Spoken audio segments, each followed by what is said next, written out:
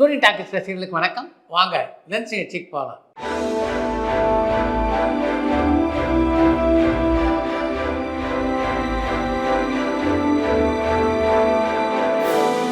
என்னம்மா முதல் கேள்வி? இந்த காட்சி இடம்பெற்றிருக்கிற திரைப்படம் என்ன சார்? அந்த படத்தை பத்தின சிறப்புகளை ஷேர் பண்ண முடியுமான்னு கோவைப்புதூர்ல இருந்து பாபு கேட்டிருக்காங்க. நீங்கள் குறிப்பிட்டிருக்கின்ற இந்த காட்சி இடம்பெற்ற படத்தினுடைய பெயர் பாசமும் நேசமும். இந்த படத்தை இயக்கியிருந்தவர் டி யோகானந்த். அந்த படத்தினுடைய சிறப்புகளை எல்லாம் சொல்லக்கூடிய அளவுக்கு அந்த படம் வெற்றி படமாகவும் அமையல, விமர்சகருடைய பாராட்டை பெற்ற படமாகவும் அமையல.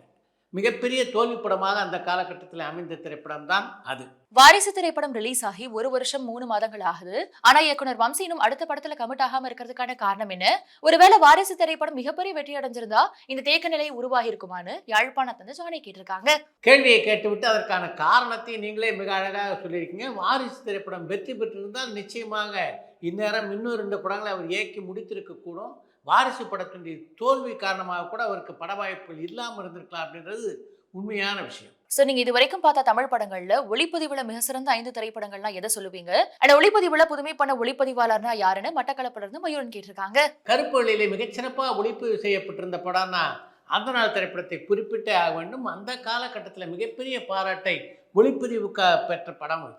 அதை தொடர்ந்து பார்த்தீங்கன்னா கருப்பு வெள்ளையிலே இன்னொரு அற்புதமான திரைப்படம் அபூர்வ ராகங்கள் திரைப்படம். அந்த படத்தை PS லோக்நாத் ஒளிப்பதிவு செய்திருந்தார். ஒளிப்பதிவுக்காக அவர் தேசிய விருதையும் அந்த படத்துக்காக பெற்றார். வண்ணப்படங்களிலே என்னை மிகவும் கவர்ந்த திரைப்படங்கள்னா 1 தில்லானா மோகனாம்பாள், 2 16 விதியிலே, 3வது 3ஆம் பிறை. இயக்குனர் ஹரி நடிகர் விக்ரமோட சேர்ந்து 2வது முறையா இயக்குன திரைப்படமான அருள் ரிலீஸ் ஆன டைம்ல வெற்றி படமா அமைஞ்சுதா?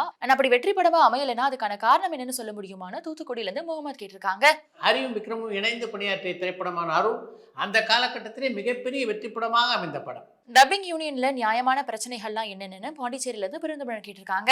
டப்பிங் யூனியனில் நியாயமான பிரச்சனைகள் என்னென்ன அப்படின்றது என்னால் இப்போ பட்டியல் போட முடியாது. ஆனாலும் அந்த யூனியனில் ஏதோ பிரச்சனைகள் இருக்கின்றன அப்படின்றது மட்டும் இந்த தேர்தலின் போது பட்டவர்த்தனமாக வெளிப்பட்டது. அதையெல்லாம் இப்போது தலைவராக வந்திருக்கின்ற ராதாரவி சரி செய்தார் என்றால் நல்லாயிருக்கும். ஏப்ரல் 5ல இருந்து 15ஆம் தேதி வரைக்கும் நிறைய விடுமுறை நாட்கள் வருது. ஆனா அப்ப தென்னிந்தியால அந்த நாட்கள்ல தேர்தல் நடக்கிறதுனால திரைப்படங்கள் ரிலீஸ் ஆகாதுன்னு சொல்றாங்க.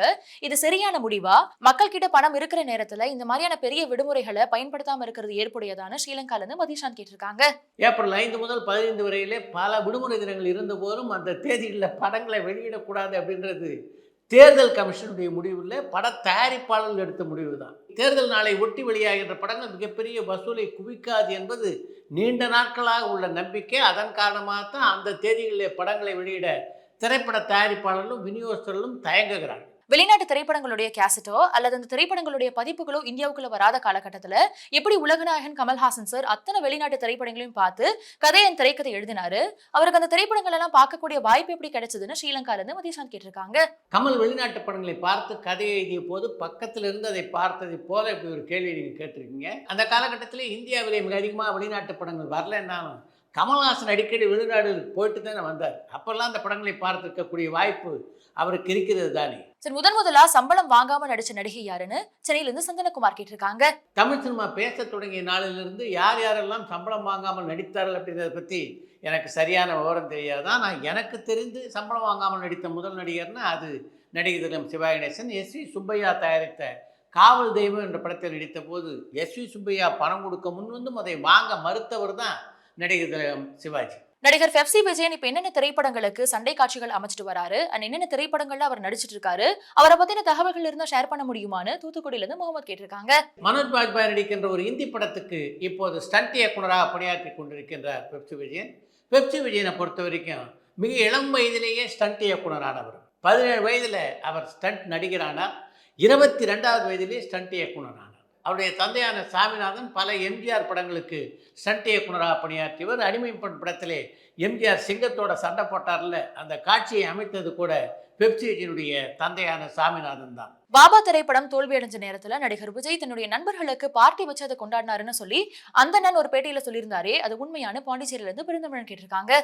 தீர விசாரிக்காமல் தான் கேள்விப்பட்ட ஒரு செய்தி அந்த பேட்டியில அந்த நான் பகிர்ந்து கொண்டிருப்பாரோ அப்படின்ற சந்தேகம் அந்த பேட்டியை பார்க்கும்போது எனக்கு தோன்றுகிறது. ஏன்னா 1999ஆம் ஆண்டிலே வெளியாகி மிகப்பெரிய வெற்றியை குவித்த படம் தான் ரஜினிகாந்தினுடைய படையப்பா திரைப்படம். அதற்கு பின்னாலே 2 ஆண்டுகள் அவர் திரைப்படங்களில் நடிக்கவே இல்லை. அவர் தொடர்ந்து திரைப்படங்களில் நடிக்காத இருந்த நிலையிலே 2002ஆம் ஆண்டிலே வெளியான திரைப்படம் தான் பாபா. அப்படி இருக்கும்போது அந்த படத்தினுடைய தோல்வியை விஜய் கொண்டாடி இருப்பார் அப்படின்றதுல எனக்கு 1% கூட நம்பிக்கை இல்லை. நடிகர் விஜய் மாதிரியானோர் தமிழ் சினிமாவை விட்டு விலகுனா தமிழ் சினிமா எவ்வளவு பாதிக்கும்னு அவரை சுத்தி இருக்கவங்க எடுத்து சொல்ல மாட்டாங்களா, அல்லது உங்களை மாதிரியானோர் எடுத்து சொல்லலாமேன்னு திருப்பூர்ல இருந்து லக்ஷ்மணன் கேட்டிருக்காங்க.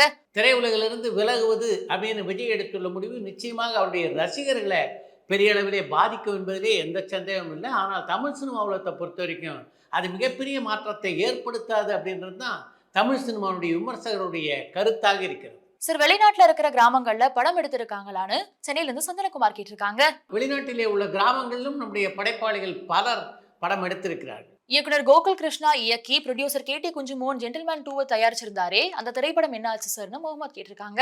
கோகுல் கிருஷ்ணாவுடைய இயக்கத்திலே கேடி குஞ்சுமோன் தயாரித்துக் கொண்டிருக்கின்ற ஜென்டில்மேன் 2 திரைப்படத்தினுடைய முதல் கட்ட படப்பிடிப்பு நடந்து முடிந்தது. அடுத்து தொடர்ந்து அந்த படத்தினுடைய படப்பிடிப்பு நடப்பதாக தெரியல. இயக்குனரும் நடிகருமான கே பாக்யராஜ் சார் மத்த இயக்குனர்களுடைய திரைப்படத்துல கதாநாயகனா நடிச்சிருக்காரான்னு கபீர் கத்தார்ல இருந்து கேட்டிருக்காங்க. புதிய வார்ப்பு, கன்னி பருவத்திலே, பொய் சாட்சி, என் ரத்தத்தின் ரத்தமே, ருத்ரா, அம்மா வந்தாச்சு, ஞானப்பழம் என்று பல திரைப்படங்களிலே வேறு இயக்குனருடைய இயக்கத்திலே நடித்திருக்கிறார் பாக்யராஜ். டப்பிங் யூனியன் தலைவரா போட்டியிட்ட நடிகர் ராதாரவி பத்தி பல்வேறு குற்றச்சாட்டுகளை அவருக்கு எதிரான குழுவினர் ஒரு யூடியூப் சேனல் மூலமா எடுத்து வச்சாங்க. அப்படி இருந்தாலும் அவர் வெற்றி பெற்றாரு. இது நீங்க எப்படி பாக்குறீங்கன்னு விருகம்பாக்கம்ல இருந்து சுரேஷ் கேட்டிருக்காங்க. கடந்த 15 தினங்களாக டப்பிங் யூனியனை சேர்ந்த பலர் ராதாரவி மேல குற்றம் சாட்டியபடி இருந்தாங்க. ஆனாலும் அதையெல்லாம் தாண்டி ராதாரவி அந்த எலெக்ஷன்ல ஜெயித்திருக்கிறார் என்றால் அதுக்கு முக்கியமான காரணம் அந்த அங்கத்தினர்கள் மத்தியிலே அவருக்குள்ள செல்வாக்கு. இப்போது ராதாரவி ஜெயித்து வந்து விட்டார் என்றாலும் அவர் மேலே குறை சொன்னார்களே, அவங்களும் அந்த சங்கத்தை சார்ந்தவள் தான் என்பதனால அவங்க சொன்ன குறைகளில் எதெல்லாம் நியாயமான குறைகளோ அந்த குறைகளெல்லாம் தீர்ப்பதற்கு ராதாரவி முயன்றால் நல்லா இருக்கும் அப்படின்றது என்னுடைய கருத்து. சார், பிரம்மயுகம் திரைப்படத்தை பார்த்துட்டீங்களா? அதுல மம்முட்டி சாரினுடைய ஆக்டிங் வேற லெவல்ல இருந்துச்சு. இது வரைக்கும் அவர் தேசிய விருது வாங்கியிருக்காரான்னு அம்ஜிக்கரையில இருந்து பத்மநாபன் கேட்டிருக்காங்க. 1989, 1993, 1998 ஆகிய 3 ஆண்டுகளில் சிறந்த நடிகருக்கான தேசிய விருதை வென்றிருக்கிறார் மம்முட்டி. சிம்மராசி திரைப்படத்துல நடிகர் சரத்குமார் சார் ஆட நடனம் இன்ன வரைக்கும் கேலியன் கிண்டலுக்கு ஆளாகி வருது. அந்த திரைப்படத்தினுடைய கொரியோகிராஃபர் யாருன்னு திருநெல்வேலியில இருந்து கண்ணன் கேட்டிருக்காங்க. சிம்மராசி படத்துக்கு நடன இயக்குநர்களாக பணியாற்றியவர்னா ஒன்று சிவசங்கர் மாஸ்டர், இன்னொன்று லலிதா மணி. சினிமால பச்சிலம் குழந்தைகளை நடிக்க வைக்கிறது மனசு அவ்வளவு பதபதைக்க வைக்குது. குழந்தைகளை இவ்வளவு சிரமப்பட வைக்கணுமா? இதை பத்தி உங்களுடைய கருத்து என்னன்னு மதுரையில இருந்து சுந்தர் கேட்டிருக்காங்க. குழந்தைகளை நடிக்க வைக்காம குழந்தைகள் சம்பந்தப்பட்ட காட்சிகளை திரைப்படங்களிலே எப்படி படமாக்க முடியும்னு நினைக்கிறீங்க? நடிகர் சிவகார்த்திகேயன் திரும்பவும் நடிகர் தனுஷனுடைய வண்டபார் பிலிம்ஸ்ல நடிப்பாரான்னு காஞ்சிபுரம்ல இருந்து சரவணன் கேட்டிருக்காங்க. சிவகார்த்திகேயன் மீண்டும் தனுஷுடன் இணைந்து பணியாற்றுவதற்கான வாய்ப்பு மிக குறைவாக இருப்பதாகவே நான் நினைக்கிறேன்.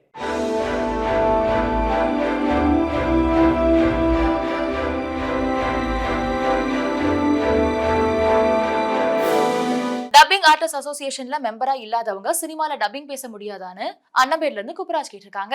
டப்பிங் யூனியனில் அங்கத்தினராக இல்லாதவர்கள் 1-2 படங்கள்ல வேணா டப்பிங் பேச வாய்ப்பு இருக்கு. ஆனா தொடர்ந்து அவளால் டப்பிங் பேச முடியாது.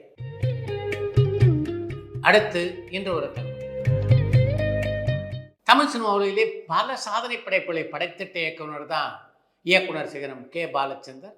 அவர் எந்த படப்பிடிப்பை முதலாக பார்த்தார் அப்படின்ற செய்தியைத்தான் இன்றைக்கு இன்று ஒரு தகவலிலே உங்களோடு பகிர்ந்து கொள்ளிருக்கிறேன்.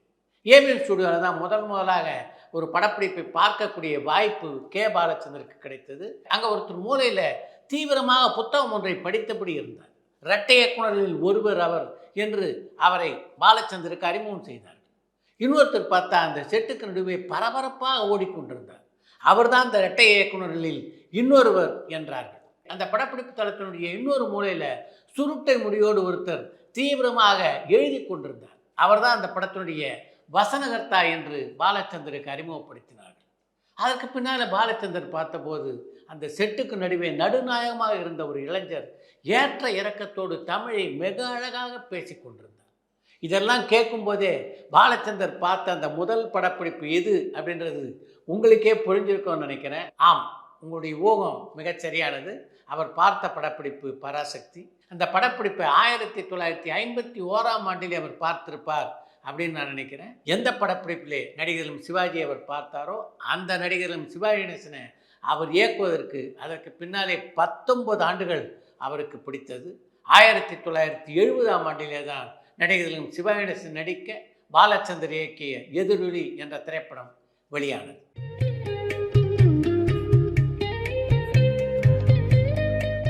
இத்துடன் இன்றைய லென்ஸ் நிகழ்ச்சி நிறைவு பெறுகிறது. மீண்டும் அடுத்த லென்ஸ் நிகழ்ச்சியிலே சந்திப்போம். பரபரப்பான சினிமா செய்திகள், நட்சத்திரங்களின் பேட்டிகள், சினிமா வரலாறு ஆகியவற்றை பார்க்கவும் படிக்கவும் உங்களுக்கான இணையதளம் tourantalkies.co.